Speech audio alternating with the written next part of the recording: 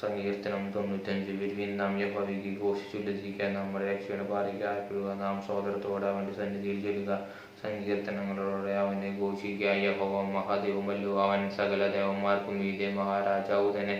ഭൂമിയുടെ അധോഭാഗങ്ങൾ അവന്റെ കയ്യിലാകുന്നു, പർവ്വതങ്ങൾ ശിഖരങ്ങളും അവനുള്ളവ, സമുദ്രം അവനുള്ളത്.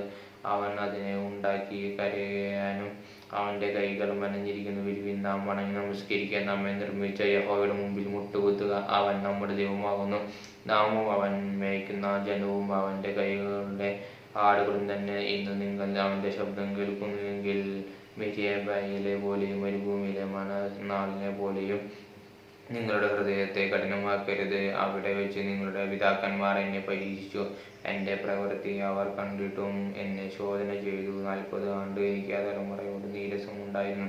അവർ തെറ്റിപ്പോകുന്ന ഹൃദയമുള്ളൊരു ജനം, എന്നും എൻ്റെ വഴികളെ അറിഞ്ഞിട്ടില്ലാത്തവരെ ഞാൻ പറഞ്ഞു. ആകയാൽ അവർ എൻ്റെ സ്വസ്ഥതയിൽ പ്രവേശിക്കുകയില്ലെന്നും ഞാൻ എൻ്റെ ക്രോധത്തിൽ സത്യം ചെയ്തു. ആമേൻ.